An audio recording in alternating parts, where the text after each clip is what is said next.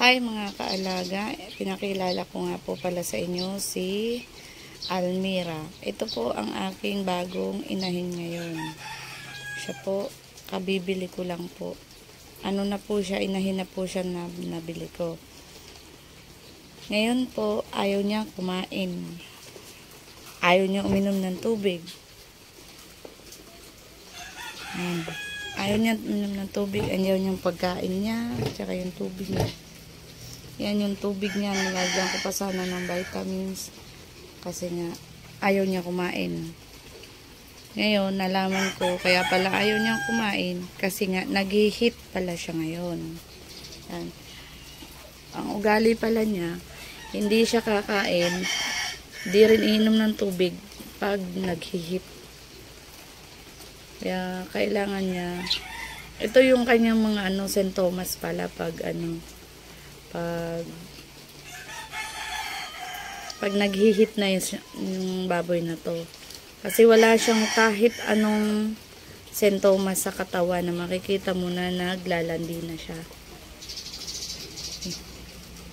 Kakaiba ito sa iba kong mga alaga noon. Kasi yung iba kong mga alaga, pag naghihit sila, nakikita mo talaga namamaga yung ari nila. Tapos yung tainga niya tumatayo. Ito hindi. Tulog lang to ng tulog.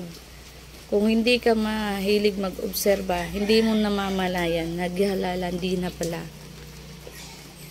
Yan. Matulog lang talaga siya. Tulog na tulog lang lagi. Kahapon pa siya simula. Kahapon ng umaga hindi kumakain. Pangalawang araw niya na ngayon. Guys, tuwing pag magpapabulog kayo ng baboy or magpapalandi ng baboy, 3 araw yung observation para makita nyo talagang nasa heat stage na talaga siya.